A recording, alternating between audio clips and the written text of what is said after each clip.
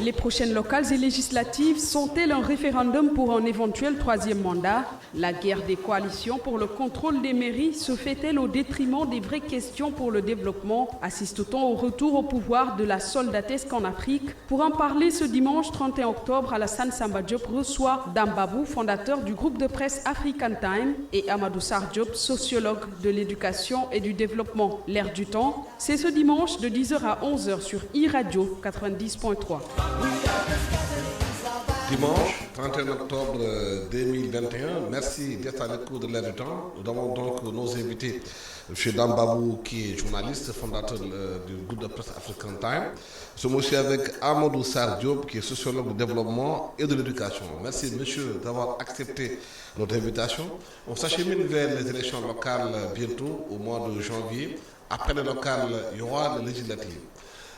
Mahmoud Sané, chef de cabinet ou bien directeur de cabinet du président de la République, a fait une sortie remarquée la semaine dernière en disant que tous les partisans de Macky Sall doivent gagner dans leur localité parce que c'est une sorte de référendum. Et s'ils ne gagnent pas pour ces élections qui arrivent, ce n'est pas la peine d'aller à la présidentielle comme le dit Dame Babou. Est-ce que ces locales peuvent être considérées comme étant une sorte de référendum pour le pouvoir en place? Moi, je pense d'abord que le premier constat que je fais, c'est une tendance qu'on avait démarrée en 2009, est en train de se vérifier. C'est la disparition totale du pouvoir des appareils. Vous avez bien vu qu'au départ, le président Macky Sall avait lancé un ultimatum à tous ses partisans pour dire toute liste parallèle veut dire auto-exclusion du camp présidentiel. Aujourd'hui, la tendance est pratiquement susciter des listes parallèles dans le même camp, parce qu'on s'est rendu compte que ces élections-là ne peuvent être un référendum, ne sauraient être un référendum. C'est des personnalités locales avec des situations émotionnelles, des situations historiques, des problèmes entre familles dans un village, des problèmes entre personnalités qui datent d'il y a longtemps. Et surtout, l'aura politique, elle peut être nationale, mais elle est rarement locale. Parce que c'est des gens avec qui vous avez vécu depuis votre naissance, etc. Donc, vous ne les impressionnez pas. Il y a le frère de Michael Jordan à l'époque. On lui dit comment vous vivez avec une légende comme ça. Il dit c'est Michael avec qui je me battais quand on avait 2 ans. C'est juste Michael Jordan dans la maison. C'est ça la grande différence. Donc je pense que analyser ces élections aujourd'hui, en termes de politique nationale et de troisième mandat et tout, ça peut nous faire perdre tellement de subtilité et de différence. Si le président Macky Sall, qui n'est pas connu pour être très tolérant avec la contestation à l'intérieur de son appareil depuis qu'il est au pouvoir, cette fois-ci, on s'est rendu compte, il avait dit pas de liste de rébellion, pas de liste parallèle, pas de contestation de mes décisions. Mais il se trouve aujourd'hui que la plupart de ces décisions sont contestées. Et par qui? Des gens qui lui sont très très proches. Un ministre de la République, un ministre de la Défense qui a tenté, un ministre des Affaires étrangères qui a tenté, un directeur de cabinet qui a tenté, et je ne parle même pas des autres listes, à tous les niveaux presque, un directeur des domaines qui conteste la décision du président parce qu'on s'est rendu compte que ces élections locales-là, ce sont des élections réellement locales cette fois-ci. Est-ce que Amadou Sarr a partagé que ces élections locales, c'est vraiment des locales, ce n'est pas des élections nationales entre guillemets? Permettez-moi de saluer vos auditeurs et mon frère Dame Babou, que j'ai le plaisir de découvrir, celui qui a beaucoup contribué à révolutionner la presse. Je suis vraiment heureux d'être en face de ce grand monsieur. Merci. Je pense que les propos de Dame Babou me réconfortent. Moi, quand j'ai vu l'affiche, je me suis dit, mais la première chose peut-être qu'il faut dire aux Sénégalais, c'est qu'il faut refuser que ce débat-là soit posé. Je crois que le troisième mandat ne peut pas être articulé à ces élections-là. Dame Babou l'a dit tout à l'heure. C'est des élections qui se déroulent au niveau local, qui ne vont pas forcément refléter la représentativité du président. Moi, j'ai vécu l'expérience de ces élections-là.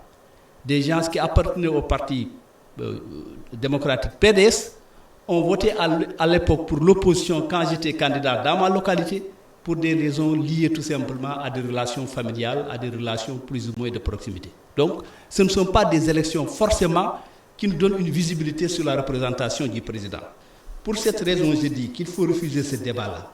Aujourd'hui, les Sénégalais doivent avoir à l'esprit que ce qui s'est passé le 23 juin peut se reproduire.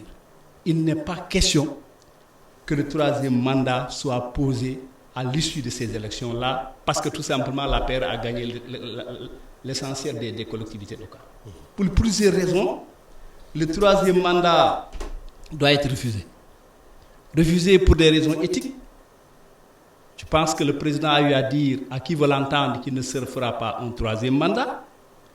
Pour des raisons aussi de l'approfondissement de la démocratie, on doit refuser que ce débat-là soit posé. On doit aussi refuser là pour ceux qui sont morts au moment où on se battait pour que Wade ne fasse pas le troisième mandat. Je crois que Mahmoud Saleh est dans l'idéologique et dans la manipulation. Ce débat-là, il faut le poser autrement.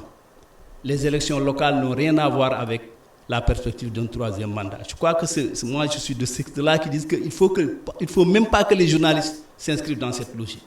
Il faut que, au-delà de ces élections locales aussi, que l'opposition réunie dans son intégralité puisse au moins s'entendre sur un consensus, un plan d'action pour refuser que Macky Sall puisse au moins imposer aux Sénégalais un troisième mandat.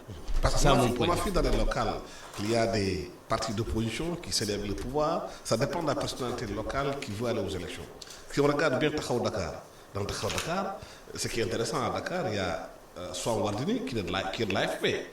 Il y a Khalifa Sall qui est du PS. Il y a d'autres qui sont du PDS dans ce Taxawu Dakar qui ont voté pour un moment Khalifa Sall. Aujourd'hui, c'est Soham Wardini. Mais dans la classe politique, en réalité, qui n'a pas voté pour qui dans l'histoire de ce pays-là, les 12 dernières années ou bien depuis l'arrivée du président Abdoulaye Wade, qui n'a pas été allié à qui? Cela veut dire que vous confirmez ce qu'on dit, que c'est une élection locale. Les prises de décision sont déterminées par rapport à la situation locale.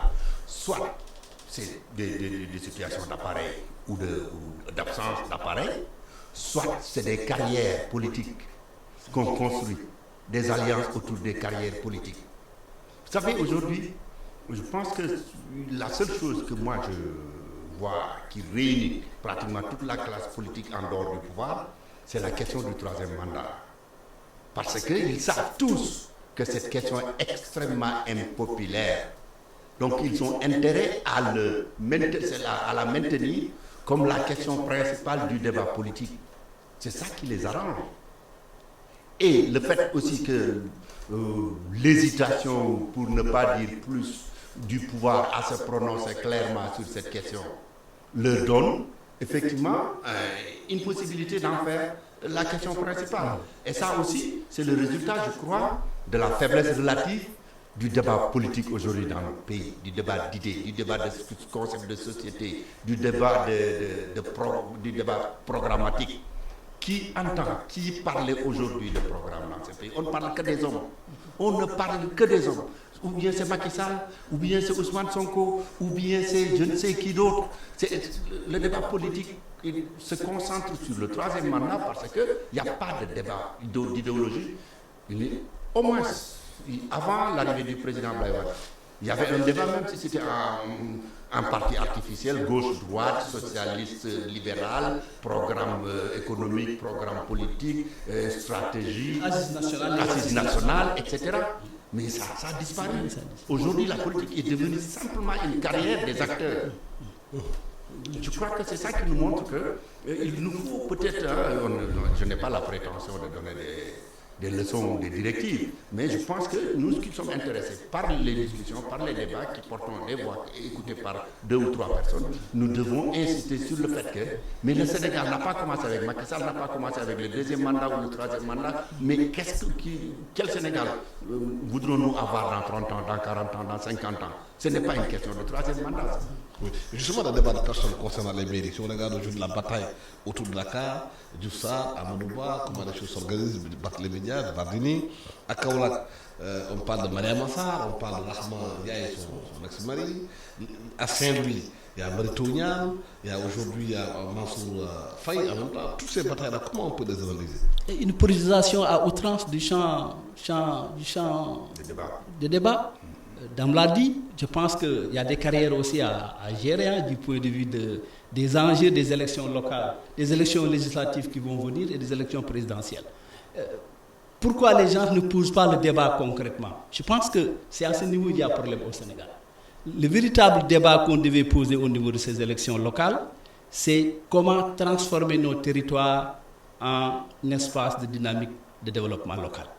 Vous n'avez jamais entendu ce débat au niveau de toutes les déclarations, au niveau de tous les débats qui se mènent au niveau des médias. Il y a une politisation liée tout simplement à une situation assez paradoxale où malheureusement les programmes, comme l'a dit Babou, ne sont plus en jeu, les visions politiques ne sont plus explicitées. Depuis la seconde alternance, on constate, et même avant, on constate que le Sénégal est en train finalement de vivre une politisation à outrance à tous les niveaux. Et de ce point de vue, donc, on ne peut pas mener un débat sérieux. Parce que c'est des carrières politiques à gérer. Des partis politiques, il n'y a plus de bureaux politiques, il n'y a plus de réunions. Même le bilan financier des partis, il n'y a rien du tout. Il n'y a pas de congrès. Si vous regardez, par exemple, les forces qui sont en pôle position aussi dans l'espace politique sénégalais, c'est des forces non structurées. L'APR n'est pas structurée. Le parti de Sonko n'est pas structuré. Le PDS, l'AFP, le PS, c'est des structures désuètes avec les départs et tout. Donc, aucun parti n'est structuré aujourd'hui. C'est ce qui explique aujourd'hui toutes les difficultés que les gens ont à s'entendre sur l'essentiel. Parce qu'il n'y a pas de leadership assumé dans les partis. Parce qu'on n'entend pas le ministère de l'Intérieur sur la légalité des partis politiques au Sénégal. Parce qu'il n'y a pas de bilan financier, il n'y a pas de réunion, il n'y a rien du tout. Tout ce qui concourt à dire qu'un parti existe. À partir d'informations exactes. Je te dis, le ministère de l'Intérieur, si vous lui donnez aujourd'hui un courrier à distribuer aux partis politiques, il ne pourrait pas le faire. Il ne connaît pas les adresses, il ne connaît pas les numéros de téléphone, il ne connaît pas les noms. Pour vous dire, on est à ce niveau-là. Chacun crée son parti et se fait appeler président. Un point, c'est tout. Mais prenons par exemple le cas que vous venez de donner, Dakar. On parle de Abdoulaye Diouf Sarr, on parle de Amadou Ba, on parle de Soham Wardini, on parle de Barthélémy Dias. Qui nous parle de qualité de vie? Dakar n'a pas vraiment de problème de développement, c'est un problème de qualité de vie. C'est l'une des rares grandes villes au monde que j'ai visité en tout cas, où il n'y a pas de trottoir. Oui. Les gens ne le font pas, qu'ils partagent la route avec les voitures. Il n'y a pas une seule maison pratiquement qui n'a pas d'extension illégale devant. Moi qui reviens de Ouaga, je suis très surpris quand je suis allé à Ouagadougou, dans la capitale, de voir qu'il y a des pistes cyclables. Il y a des rues à Ouagadougou pour les motos et pour les vélos. Est-ce que vous avez entendu un seul candidat à une mairie locale ou à la mairie de la ville vous parler de comment dégager les carcasses qui sont partout dans cette ville-là. Les propriétaires de maisons qui viennent, qui installent des briques devant chez eux. Chaque maison pense que devant chez eux appartient à sa maison. Vous voyez même des gens qui ont des gardiens pour vous dire le patron devait une terre. C'est comme si c'était sa maison. La propriété publique, les espaces qui appartiennent à tout le monde, chacun les occupe, mais ni le gouvernement, ni le ministère de la construction, je ne sais pas comment le nom, les mairies n'en parlent même pas. Chacun vous dira, je n'ai pratiquement pas besoin. Quand ils veulent même dégager, faire déguerpir des gens, certains maires vous diront, tant que nous n'aurons pas l'armée, ils ne disent pas police et gendarmerie, tant que nous n'aurons pas l'armée, nous n'aurons même pas les moyens d'avoir des véhicules pour déplacer les objets cassés. Et personne ne vous parle de ça, de qualité de vie à Dakar. On vous parle de vedette. C'est un combat de coq. C'est Soham Wardini, Barthélémy Dias, les démarches de réconciliation de Khalifa Sall qui n'ont pas marché, Amadou Ba qui a été zappé pour prendre Abdoulaye Diouf Sarr, etc. On ne va jamais au-delà de ça. Mais je pense aussi que nous, dans les médias, on a un peu de responsabilité. Absolument. Et si on va à Ziguinchor, le cas spécifique d'Ousmane Sonko, qui est candidat à la présidentielle, qui décide de descendre dans l'arène pour aller à la conquête de la mairie de Ziguinchor. Oui, Sonko aussi, c'est un homme de rupture à tout point de vue. Qu'on l'aime, qu'on l'aime pas, au moins c'est quelqu'un qui est en train de révolutionner le champ politique. Il y a beaucoup qui pensaient que Sonko ne devait pas être présent candidat à Ziguinchor.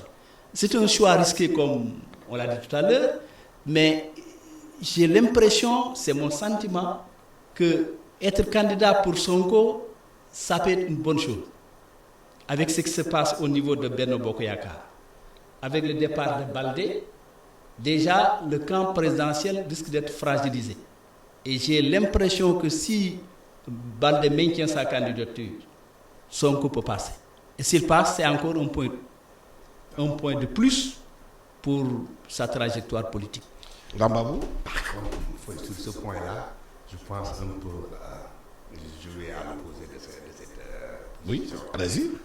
Pour moi, comme disait Gbagbo, je gagne. Je pense que Sonko a choisi je perds ou je perds. C'est-à-dire s'il perd, il perd. On sait que politiquement, ça va signifier grand-chose. Ça, c'est clair. Et s'il gagne, il donne un instrument de mesure à ses adversaires sur un terrain où il a très peu de contrôle. C'est-à-dire le maire n'a plus d'un tiers de son budget, surtout du budget d'investissement. Ce qu'on peut voir, ça vient du ministère des Finances, ça vient du gouvernement central, ça vient de ses adversaires. Ça, c'est de un. Deuxièmement, même si on voit caricaturalement une femme qui gare une voiture devant la mairie qui serait apparentée à l'un des cousins de Sonko, on va dire voilà, il a acheté des voitures pour ces gens. Ce sera un débat politique artificiel, absolument. Vous pensez que s'il gagne la mairie, il peut être bloqué par le pouvoir? Ça, c'est surtout non seulement il peut être bloqué, mais comme on fait en politique, on va créer tellement d'informations qui n'ont jamais existé, qui n'existeront jamais, qu'on va lui coller et son appareil à Ziguinchor continuera à répondre à ça. Et au niveau national, ses adversaires vont utiliser sa gestion, même si elle était bonne. Mais deuxièmement, effectivement, comme vous dites, il y aura des blocages. Demandez à Khalifa Sall, quand il a commencé à s'opposer à Macky Sall, malgré la puissance de la mairie de Dakar, à moins ce qui est possible, que la stratégie de Ousmane Sonko, c'est dans les premiers 3 mois s'il est élu, de créer un conflit pour amener à sa destitution, pour qu'il devienne victime encore. Je ne serais pas surpris qu'après quelques mois de gestion de la mairie, Ousmane Sonko crée des problèmes avec le pouvoir central, ou bien qu'on lui crée des problèmes avec le pouvoir central pour bloquer le fonctionnement, lui amener, comment on les appelle, les délégations spéciales. Les délégations spéciales, ce qui deviendra encore une victimisation qu'il pourra utiliser politiquement. Si ce n'est pas ça la stratégie, je ne vois pas l'intérêt d'Ousmane Sonko, ni de gagner, ni de perdre. Si ces stratégies sont mises en place aujourd'hui, et les populations dans tout ça, est-ce que les priorités des populations, ce sont ces batailles de roues? Voilà, c'est ça le véritable débat. C'est qu'on oublie aussi cette variable qui est une véritable inconnue, l'état d'esprit des populations. De plus en plus, les gens se rendent compte que le champ politique est devenu un jeu d'enfant. Les populations se disent au fond, tous ces gens qui se battent sur le champ politique, qu'est-ce qu'ils vont nous donner après? Je crois que le débat sera posé et se pose déjà. Et comme je l'ai dit tantôt, il y a indiscutablement une situation qui risque d'être compliquée pour tout le monde. Pour toutes les composantes politiques de ce pays, j'ai l'impression que à l'issue de ces élections-là, beaucoup vont perdre. La manière dont les coalitions ont été constituées, la manière dont les tractations politiques sont en train d'être menées, les divergences un peu partout agacent de plus en plus les populations. Parce que comme l'a dit tout à l'heure Dambabou, aucun candidat aujourd'hui n'a posé véritablement les véritables problèmes qu'on rencontre au niveau des localités. Surtout le cas de Dakar. Moi hier, je n'ai pas dormi à Médina. C'est un tintamarre à longueur de journée. Et des motos qui vivent, qui occupent les rues, et personne n'en parle. Les baptêmes partout. Les baptêmes et les partout. mairies incapables de créer des lieux où les gens peuvent aller faire le baptême, le Khassaïd, entre autres Les gens occupent les rues de façon impunée. On est dans un pays où c'est un désordre à tout point de vue, nuit et jour, donc c'est un véritable problème. Et les populations peuvent aussi se révolter contre tous ces politiciens-là. Mais là aussi, moi, j'interpelle un peu les universitaires et les intellectuels de ce pays pour mener des débats de provocation sur ces questions-là. Vous savez que l'islam l'islam interdit d'occuper la rue pour la prière ou pour des c'est interdit. Personne n'a le droit de le faire. Parce que vous mettez en danger la vie des gens. La santé des gens. La santé des gens, seulement pas la santé. Mais s'il y avait un accident, les secouristes ne peuvent même pas aller récupérer la personne qui peut mourir. Et c'est interdit par l'islam. Est-ce que ce n'est pas là-bas qu'il faut poser le débat concernant justement le bilan des maires sortants qui n'ont rien fait dans les quartiers? On ne peut pas compter 5 ou 10 maires au Sénégal qui ont fait quelque chose de bien dans la localité. Mais c'est là où le problème des questions programmatiques revient. Et même là, le changement du pouvoir plus ou moins centralisé, venu d'en haut. Par exemple, dans les pays où il y a une démocratie décentralisée, même le médecin-chef du district est nommé, de l'hôpital est nommé par le maire. Le commissaire de police est nommé par le maire. Quand il y a des défaillances sur ce plan-là, on peut interpeller le maire aujourd'hui. Moi, j'entends des gens qui critiquent les maires parce qu'il y a des problèmes d'insécurité. Qu'est-ce qu'un maire sénégalais peut faire avec pourquoi on ne mène pas des débats? L'étendue du pouvoir du maire, jusqu'où? C'est-à-dire que dans un système, si on veut démocratiser, je pense qu'on doit dire il n'y a que ce que le pouvoir local ne peut pas faire du tout, que le pouvoir central devait gérer. Mais ici, c'est l'inverse. On leur laisse les miettes aussi bien sur le budget que sur les compétences. Et c'est des débats qu'il faudra mener. Mais personne ne les pose, comme on disait tout à l'heure. Ça, je pense que c'est un problème important. Mais ce qui est intéressant dans cette situation-là, et 2009 nous avait déjà montré des tendances, c'est que, et comme on le disait tout à l'heure, l'agacement des populations et autres, nous amène aujourd'hui à des véritables pouvoirs de vote. Et après ces élections, vous allez voir des grands noms de politiciens et des grands noms de partis politiques qui vont presque disparaître, ou bien en politique, on ne dira jamais. Hein. Mais moi, je vois, par exemple, le lendemain de ces élections, je n'aimerais pas être un responsable du PDS. Ça, je vous garantis que ça risque d'être une victime. Ça, c'est clair. Et les partis socialistes et l'AFP, même dans la sélection des listes, Macky Sall leur a pratiquement montré, d'après tous les constats, et vous pouvez rester là à côté. Les quelques mairies que vous contrôlez, je ne vous les prends pas, mais franchement, au-delà de ça, bon, attendez-moi, leur poids réel politique est en train d'apparaître. Ce n'est plus la psychologie de l'alliance à coûte que coûte. Et au lendemain de ces élections-là, et le gouvernement qui va suivre, on aura des tendances extrêmement intéressantes sur le plan politique au Sénégal. Mais est-ce que justement les populations sont conscientes de leur capacité de changer les gens à la base? Parce que souvent on le dit, mais à l'élection on voit qu'il y a beaucoup d'argent qui circulent, que les voix sont détournées, que le maire pour lequel tu as voté n'est pas celui que tu as choisi, même si cette année il y a le sénateur de liste qui va être maire, mais le problème qui va se poser aujourd'hui, c'est la gestion de la mairie après. Parce que la tête de liste est élue, les conseillers ne sont pas élus au centre universel, c'est un problème. La légitimité que ça va poser. Oui, bien sûr qu'il y a un problème. Je pense que le véritable problème, c'est que dans l'espace politique sénégalais, jusqu'à présent, on n'a pas créé les conditions pour que les électeurs puissent choisir librement et en âme et en conscience. Malheureusement, les élections risquent de se dérouler comme on l'a toujours connu. Les gens votent pour plusieurs raisons, des raisons de parenté, raisons de proximité, parfois aussi c'est l'argent qui passe par là. À ce niveau, c'est le parti au pouvoir qui semble être un peu en avant par rapport aux autres. Mais moi, je dis qu'au-delà du résultat des élections, parce que aussi il ne faut pas confondre les résultats des élections et aussi les rapports de force sur le plan sociologique. D'une manière ou d'une autre, les populations se rendront compte après les élections qu'en réalité, rien ne change. Et si rien ne change, du point de vue de l'avenir aussi, les élections qui vont venir, les élections législatives et les élections présidentielles, vont être peut-être avoir d'autres enjeux.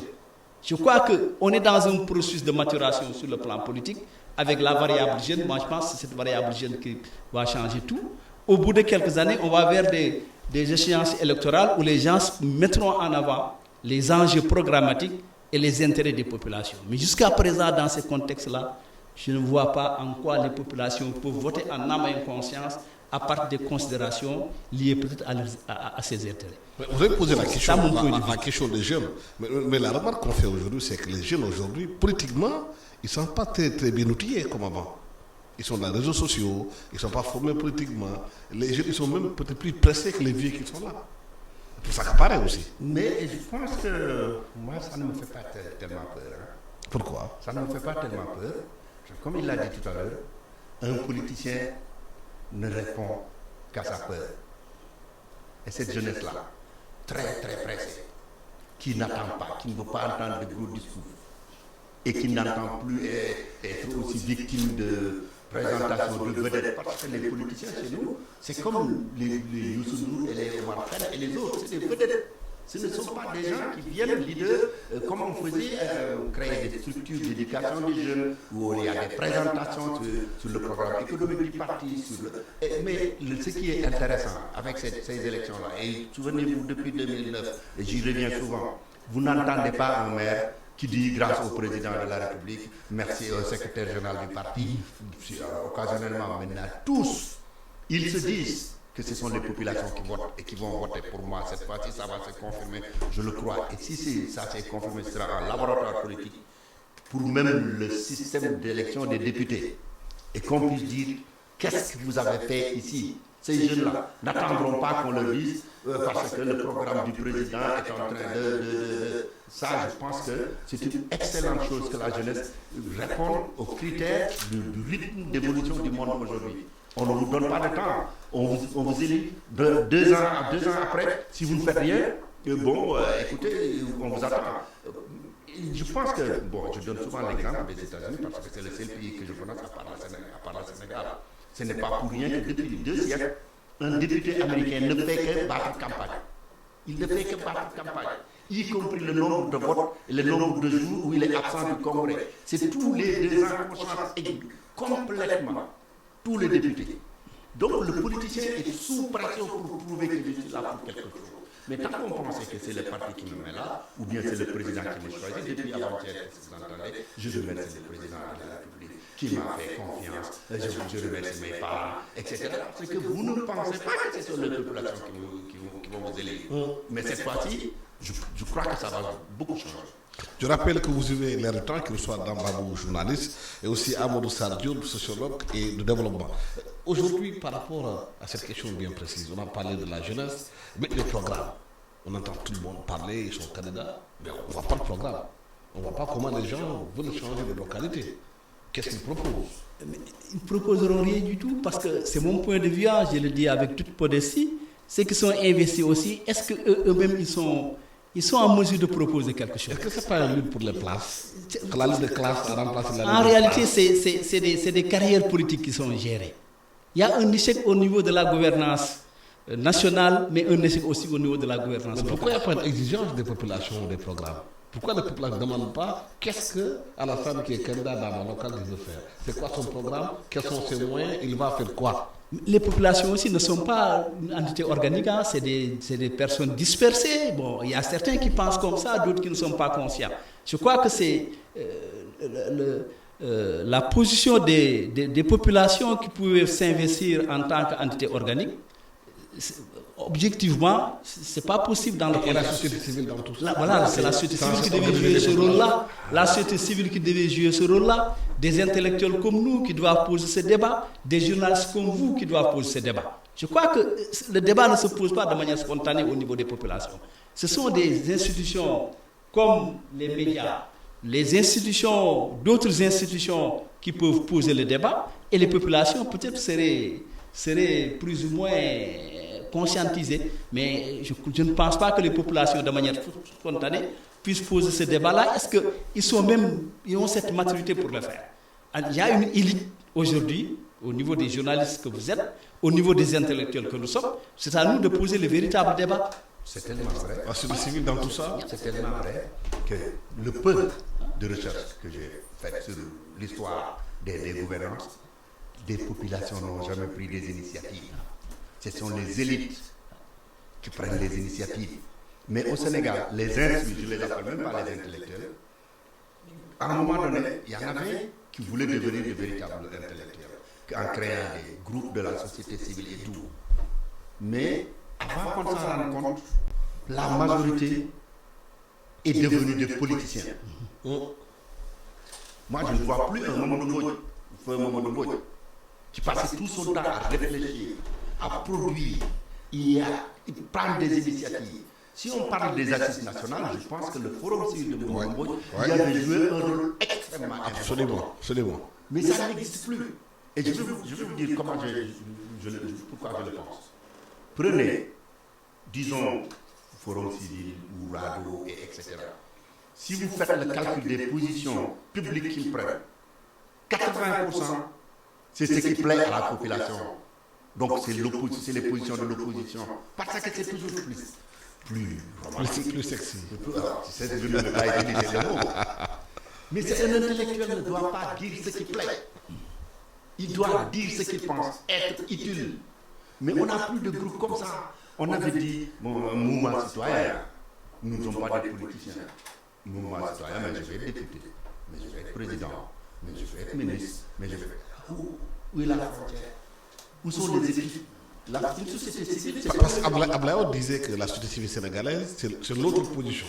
C'est presque beaucoup d'encagoulés. Et je dis, moi, une société civile, c'est comme les think tanks. Quand les politiciens se querellent, ce qui est leur boulot, ils continuent à le faire jusqu'à la fin du monde. Mais ce sont ces groupes-là qui devaient dire sur telle question, voilà en réalité la position qui est la bonne. Et celui qui le dit, sa position n'a rien à voir avec sa carrière. C'est ça les think tanks que la société civile, le rôle que la société civile devait jouer. Mais il y en a tellement qui l'utilisent comme des escaliers, comme des échelles pour aller vers le sommet. Il y a certains qui sont assez solides, comme certains think tanks, mais aujourd'hui au Conseil au Sénégal, la plupart des sociétés civiles peuvent avec la politique. Oui, c'est vrai, je crois que tout le monde se rend compte aujourd'hui que les acteurs du grand mouvement contre Wade du 23 juin, il y avait des politiques, mais ce qui avait rendu le mouvement assez populaire, il y avait une forte implication de la société civile. Et les mêmes raisons qui poussaient ces gens-là à s'investir et à mobiliser les populations, les mêmes raisons ont existé et la société civile, on ne l'a pas senti. Les événements de mars dernier, ça a été un mouvement spontané, mais on n'a pas entendu nulle part la société civile. Et pourtant, les mêmes problèmes qui les avaient poussés à s'impliquer au temps de Wade, c'est plutôt les religieux qui sont impliqués. Oui, mais parce que aussi, quoi qu'on dise, le pouvoir là a eu la possibilité de... peut-être c'est trop dur de le dire, mais il y a une logique de corruption qui a réussi quand même à ce niveau. Beaucoup sont casés quelque part. Les religieux ont pu prendre le fond comme si Mountakha qui sont intervenus. Oui, c'est une bonne chose. Oui, c'est une bonne chose que les religieux s'investissent à un certain moment.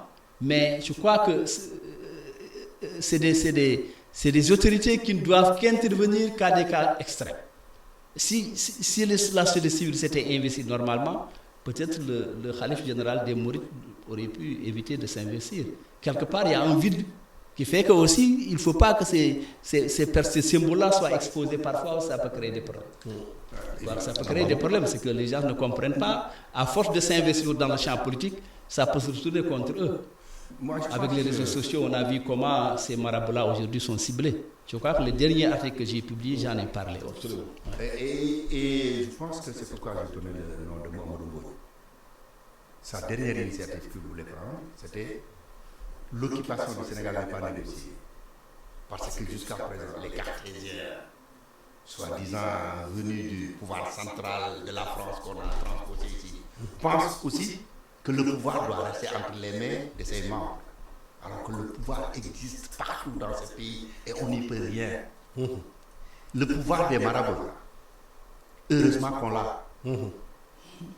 Au moment de mars, quand il y a eu la situation, ce qui reste de la société civile, comme beaucoup de politiciens du pouvoir comme de l'opposition, ce qui reste de cette société civile a pris peur. Ils ont disparu. Ils ont disparu. Et ils ont renforcé le complot du silence. Personne aujourd'hui ne veut étudier ce qui s'est passé au mois de mars. Parce que personne n'ose fâcher les acteurs impliqués ou qui devaient être impliqués. Heureusement qu'on a eu les pouvoirs politiques. Mamadou Mbodj disait, quand est-ce que le Sénégal va s'asseoir pour dire, vous les quel est le minimum pour une cohabitation avec les autres qui n'est pas négociable? Vous Mourides, vous Tidjanes, vous paysans, vous, parce que c'est des pouvoirs qui existent et on n'y peut rien. Le pouvoir central jacobin a commencé depuis avant Senghor, depuis le colon, à vouloir les effacer, ou bien à faire de la compromission, ou à les corrompre par tous les moyens. Mais ils ont... La réalité, c'est la causation. Voilà. C'est-à-dire que le pays nous appartient à tous. Personne ne doit dire, ce sont mes valeurs qui doivent gouverner le pays. Après, je vous tolère, je vous accepte, je vous donne votre part. Mais au moins Senghor, on peut tout lui reprocher. Mais il savait partager le pouvoir. Vous vous souvenez, l'une des lois les plus stables dans ce pays, c'est le code de la famille. Tel que c'était négocié avec Aladji Abdoulaye Cissé Dabakh, Serigne Cheikh Mbacké Gaïndé Fatma, avec l'Église, avec tout le monde. Cette loi aujourd'hui contient des dispositions pour chaque groupe dans ce pays-là pour se marier. Ceux qui veulent se marier à la mosquée, c'est légalement reconnu par l'État. Ceux qui veulent se marier à l'église, ceux qui veulent se marier à la maison. Et le système d'héritage, on utilise la loi si la famille n'est pas d'accord pour l'héritage musulman ou l'héritage, je ne sais que. Parce que c'était négocié. Nous, il y a tellement de lois dans ce pays, ou de règles qui sont issues de négociations entre les il y avait le consensus. Un consensus. Même si ce n'était pas un consensus, c'est des compromis. C'est des compromis. Chacun a demandé 100, un a obtenu 30, l'autre a obtenu 20, mais il peut vivre avec ces 20. Au moins, on s'est mis d'accord sur un système pour gouverner ensemble, vivre ensemble, mais ici, on ne le fait pas. Chacun, là où il est fort, il n'y a que ces règles qui marchent là-bas. Ailleurs, voilà. Pour le deuxième point de notre débat, on parle de consensus, de compromis. On constate que dans la sous-région, de plus en plus, la soldatesque revient au pouvoir. Mali, parce qu'il y a Guinée, Soudan. Il y a un échec dans la gouvernance de nos pays. Je crois que si on fait la typologie des coups d'État avant la période de 90, il y avait plusieurs paramètres qui étaient souvent analysés comme étant les facteurs explicatifs. Soit c'est des coups d'État liés tout simplement à une implication de puissance impérialiste, ou bien c'est des coups d'État liés tout simplement à une incapacité à pouvoir stabiliser le pays sur la base des conflits ethniques. Mais de plus en plus, les coups d'État auxquels nous sommes confrontés, c'est des coups d'État qui renvoient à des échecs dans la gouvernance. Si nous prenons l'exemple du Soudan, au moment où Bachir a été démis par l'armée, le peuple a applaudi. Aujourd'hui, le peuple est contre le coup d'État qui est en train de se dérouler. Cela prouve que les populations sont intelligentes, ils comprennent ce qu'ils veulent. On a vu le coup d'État qui a été réalisé au Mali. Le peuple a applaudi parce que tout simplement, il y a eu un problème au niveau de la gouvernance. Le coup d'État qui s'est passé en Guinée, le peuple a applaudi. Cela signifie donc que quelque part, les coups d'État auxquels nous sommes confrontés à l'heure actuelle, c'est des coups d'État qu'il faut situer au niveau de la crise dans la gouvernance et l'absence de respiration dans la démocratie, pour utiliser l'expression de Yérim Seck. L'absence de respiration aussi explique aujourd'hui pourquoi ces coups d'État-là se produisent au niveau de la sous-région. Je pense qu'on est en train de vivre la fin d'un cycle démocratique et il n'y a pas pour le moment des prémices pour entamer un autre cycle et ça crée des problèmes avec l'histoire des troisième mandat. Ça s'est passé en Côte d'Ivoire, même si l'autre a réussi, ça pouvait créer un coup d'État. Donc je pense que c'est à ce niveau qu'il faut analyser le problème et quelque part, malheureusement, l'Afrique est encore coincée. Est-ce que c'est une tendance lourde en Afrique? Je le pense, honnêtement. Ce n'est qu'une question de temps. L'échec ne peut pas être permanent dans la gestion des pays, alors que c'est l'échec Donc il faut s'attendre à d'autres coups d'État sur le continent. Je vous dis, même là où on ne les soupçonne pas parfois, si on disait que la jeunesse est pressée, elle n'est pas pressée, elle est dans son droit. Le pays lui appartient. Nos pays-là ne nous ont pas été légués par nos parents. Ce sont nos enfants qui nous l'ont confié. Et ils vont nous dire, avant de nous le passer, il faut régler le problème, sinon vous n'aurez pas le temps. C'est une bonne chose, je pense que la jeunesse soit pressée. Mais l'échec ne peut pas continuer. C'est un échec. Parce que, comme vous dites, je suis parfaitement d'accord, les premiers coups d'État avaient des causes variées. Souvent, c'est quelqu'un qui prend des initiatives populaires et courageuses, et le colon qui venait de quitter par la grande porte revient par la fenêtre pour le tuer ou le destituer. Il y a ça. Il y avait aussi des problèmes, comme vous dites, ethniques, etc. Toujours des pays dont la gestion n'est pas négociée. Chacun ne trouve pas son... Mais maintenant, c'est l'échec total. Comme Cheikh Anta Diop l'avait prédit, nos pays-là ne vont pas survivre s'ils restent tels qu'ils ont constitué aujourd'hui.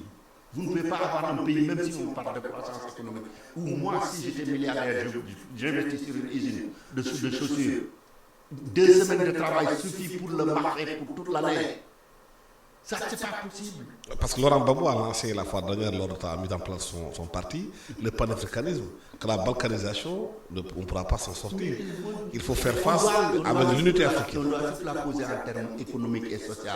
Moi, je vous dis, si le Sénégal était aujourd'hui une plateforme de lancement de l'occupation de l'espace ouest africain, le Nigeria suffit pratiquement pour être un gros marché. Mais qu'est-ce qu'on nous impose? Le Naira au Nigeria, le CFA au Sénégal, le CEDI, je crois, au Ghana. Une structure au Sénégal, le gouvernement nigérien doit aller acheter de l'eau, convertir en CFA et payer des intermédiaires pour acheter la même structure. On va avoir une seule monnaie où je peux prendre mon avion, mettre mes échos dans ma poche pour aller au Ghana. Mais il me faut acheter l'argent de l'Europe et payer encore les intermédiaires et envoyer mon argent à la Banque centrale de l'Europe, etc. Et vous pensez que ça peut continuer? Tant qu'on n'aura pas des moyens de régler le problème de nos populations, en particulier nos jeunes. Donc, on aura des changements peut-être violents, mais en tout cas des changements non maîtrisés, le changement dans la carte des constitutions et le dernier élément. Et tout ça est dû à la mauvaise gouvernance, à manque de transparence, les élections truquées, l'argent des pays dilapidé. Il y a la mauvaise gouvernance, mais je pense que même la mauvaise gouvernance est le résultat de groupes de populations qui veulent faire quelque chose qui n'est pas possible, gérer nos pays tels qu'ils sont constitués aujourd'hui. Il y aura la mauvaise gouvernance, il y aura les révoltes, il y aura les problèmes militaires, il y aura la famine, il y aura la pauvreté. Ce n'est pas possible. Ce ne sont pas des pays. Parce que les gens ne peuvent pas comprendre des pays comme le Sénégal. Tu as du soleil, tu as de l'eau, tu as de l'espace. Qu'on continue encore aujourd'hui à importer ce que nous mangeons et à ne pas nourrir la population correctement. C'est quand même extraordinaire ça. Ouais, mais le développement aussi c'est un tout, Alassane. Le développement c'est un tout, comme c'est aussi l'espace, comme l'a dit Babou, le grand marché. C'est aussi la variable humaine, c'est les infrastructures, c'est la science, c'est la technologie et tout. La formation et tout. Donc c'est un tout. Il ne s'agit pas d'avoir de l'or, du diamant, du pétrole comme ça dans la nature pour penser qu'on a tout pour se développer. Non. Le développement c'est une construction qui obéit à des règles. Et malheureusement, les fondamentaux du développement ne sont pas réunis dans nos pays, comme l'a dit Babou. Au-delà du fait qu'on est balkanisé, il faudrait aussi une vision. Je crois que les hommes qui nous gouvernent aussi n'ont pas une vision pour le devenir de nos pays. Et il faut avoir cette vision. Qu'est-ce qu'on veut faire du Sénégal d'ici 2035? Quel système éducatif qu'il faut mettre sur pied? Quels sont les comptes curriculaires, les contenus qu'il faut mettre en place? Quelle formation qu'il faut privilégier? Et quelle gouvernance politique il faut adopter. Donc c'est tout un ensemble de facteurs conjonctifs qu'il faut nécessairement mettre sur pied pour penser peut-être, dérouler dans le temps, aboutir à un résultat. Mais on ne se développe pas de manière spontanée. Et malheureusement, il y a au-delà de tout cette absence d'utopie directrice qui a fait toujours la valeur intrinsèque des grandes nations qui sont développées. Et qu'on le veuille ou non, Sans cela, il n'y a pas de développement Mais possible. il faut des batailles en interne et en externe aussi. Oui, à tout point de vue. Je crois Parce que que aussi, les ennemis de l'Afrique aussi sont des gens qui sont tout aussi est en lié. Afrique aussi. Tout est lié. Moi, je pense que tout est lié. Je l'ai développé dans mon ouvrage sur les théories africanistes du développement, que l'intégration africaine est devenue une variable incontournable pour sortir du sous-développement. Mais il faudrait aussi que dans chaque pays, qu'il y ait des véritables panafricanistes qui puissent penser au-delà de l'entité nationale à des entités sous-régionales pour arriver peut-être à converger tout dans un grand rassemblement africain qui peut aujourd'hui devenir une nation face aux autres nations, parce que nous sommes dans un contexte de globalisation qui de plus en plus nous impose à être ensemble. Je pense que, comme l'a dit Babou, l'accouchement douloureux se fera un jour. Moi, je suis convaincu. Oui, mais ça n'empêche pas que ailleurs, les stratégies continuent. On a entendu au sommet du G20 tout à l'heure, Emmanuel Macron dire qu'il va organiser le sommet Afrique-Union européenne, parce que la France va prendre la présidence de l'Union européenne. Qu'est-ce que l'Afrique fait encore dans des sommets Union africaine, Union européenne? Vous savez, C'est encore le cycle qui continue. C'est la stratégie de contournement qui continue comme ça. J'avais vu sur Facebook une déclaration d'un écrivain qui dit si on fait ceci, si on fait ceci, si on fait cela, l'Europe va prendre au sérieux. J'ai dit, mais attendez, pourquoi on a besoin d'être pris au sérieux? L'Europe, vous dites les ennemis de l'Afrique, moi je n'hésite même pas à utiliser ça, il n'y a pas d'ennemis d'Afrique. Ce sont les autres qui défendent leurs intérêts. Et nous sommes là à donner les raisons. On parle en interne, des gens qui sont en interne. Justement, c'est ça la vérité. Essayez de trouver une solution dans une situation où il n'existe pas, où elle n'existe pas, c'est ça notre problème. Comme il dit, vous savez, il y a rarement une histoire de pays riches qui se développe. En Afrique, les pays les plus riches sont les plus mal gouvernés, sont les plus mal gérés. Le développement et la richesse, c'est deux choses complètement distinctes. Je vous donne l'exemple du Danemark et de la Norvège. Ils avaient même la situation géographique dans la mer avec autant de pétrole. Mais le Danemark qui est passé avant a tout gaspillé, qui n'en a rien tiré. Mais la Norvège qui a tiré les leçons, qui a aujourd'hui des réserves de devises qui lui permettent d'aller en France pendant 100 ans. Donc vous voyez les richesses au Danemark, vous voyez les richesses au Norvège. Nos pays là, vous parlez du Sénégal qui a ceci, qui a. Mais prenez la Guinée, qui est le réservoir d'eau de toute la région, qui pleut en permanence. Il y a tous les types de flux qui sont là-bas. Il y a tout. Où est-ce que nous sommes en Guinée? Donc la recherche ne fait pas de développement. Je pense qu'il faut qu'on accepte qu'on sorte de cette situation qui n'est pas bien. On a dit, depuis 60 ans, on n'a pas le temps de dire l'Afrique, on n'a pas le temps de dire l'Afrique. On se développe d'abord et on finit. 60 ans après, on donne rendez-vous à 2063 encore. Pour se développer. Vous vous souvenez de la lettre de l'ancienne présidente de la Commission africaine. Donc, on va attendre encore 60 ans, et ce sera 60 ans encore, on va redémarrer encore. Je vous assure. Donc, ce qui fait qu'aujourd'hui, dans cette situation de chaos, où les gens n'arrivent pas à gérer correctement le pays, c'est le boulevard ouvert aux armées. Pour prendre des pouvoirs. On ne peut pas le dire de manière aussi péremptoire, mais en tout cas, parce qu'il y a des, il y a des pays où quand même il y a des forces politiques plus ou moins organisées, on ne peut pas arriver à ces genres de situations. Je prends l'exemple du Sénégal, quelle que soit la situation de délabrement que nous rencontrons dans le champ politique, jusqu'à la preuve du contraire, il y a encore des possibilités à négocier des espaces de convergence et à vivre la démocratie malgré les travers qu'on nous sommes en train de rencontrer. Mais bien sûr, à tout moment, des crises peuvent survenir. Je crois que ce qui s'est passé lors des événements de mars dernier prouve que, comme je l'ai dit, dans la sociologie de l'imprévisible, il peut toujours y avoir une situation, malheureusement, on peut basculer dans le chaos. Mais je pense qu'il y a des pays qui peuvent échapper à ça. Mais pour revenir maintenant à la question je crois que je l'ai dit dans l'avant-dernier article que je vous ai envoyé, que l'avenir de l'Afrique ne peut pas s'écrire sur les terres métropolitaines. Elle s'écrira sur les sables du désert ou sur les rives du Nil. Voilà ce que j'ai dit. Et de manière endogène, ce sont les intellectuels africains, les savants africains, les journalistes africains, les acteurs politiques africains qui doivent aujourd'hui construire un leadership assez achevé pour entamer un véritable progrès pour le continent. Il ne faut pas rêver. Les autres ne feront rien pour qu'on se développe. C'est à nous de nous libérer. Il ne faut pas rêver. Il n'y a pas de... C'est pas épique. Babou l'a dit, il a raison aussi. Que la France défend ses intérêts, mais Macron a le droit de défendre les intérêts de la France. Macky Sall n'a qu'à défendre les intérêts du Sénégal. Est-ce qu'il y a une conscience interne chez les intellectuels justement de la prise en charge de ces questions fondamentales? Mais ça fait, d'ailleurs, les orientations économiques de l'Afrique font que même les intellectuels dépendent des revenus directement du pouvoir, même pour vivre.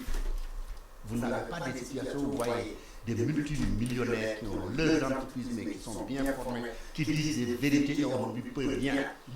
Parce qu'on ne doit rien à personne. La majorité des gens qui sont membres de l'élite, la majorité de cette élite-là aujourd'hui, vivent de salaire venu du gouvernement. Ça fait la vulnérabilité que ça nous donne. On ne cherche pas à autonomiser même la pensée dans ce pays. Le contrôle de la pensée, ce n'est pas simplement interdire des livres ou fermer des radios. C'est de faire en sorte que celui qui écrit a peur pour son salaire de la fin du mois. Mais qu'il soit mis dans une situation de précarité qui lui empêche de penser. À vouloir trouver une mission ou à trouver un poste avec des indemnités. Vous voyez ici quelqu'un qui fait l'université, qui fait l'ENA, qui fait toutes les écoles du monde, ou bien des docteurs d'État, qui sont dans des bureaux, ils ont 350 000 francs de salaire. Ils comptent sur une indemnité d'une direction de 800 000 francs pour pouvoir même acheter une voiture, etc. Vous pensez que cette situation de précarité, l'élite jouera son rôle? Il faut qu'on trouve des mécanismes. Et l'intelligence, je ne sais pas, je n'en ai pas. Ce n'est pas mon boulot, je n'ai pas l'expertise. Mais au moins, la raison nous dit qu'on a essayé pendant 60 ans, ça n'a pas marché. On doit pas pendant 60 ans encore. Ça, c'est une grosse question qu'il faut résoudre pour qu'on puisse s'en sortir. Merci infiniment à Dame Babou, journaliste et fondateur d'African Time Groupe de Presse. Merci à Amadou Sarr Diop, sociologue de développement et d'éducation. Au micro, Alassane Samba Diop, excellent dimanche à tous. À la technique, Biram Sissé.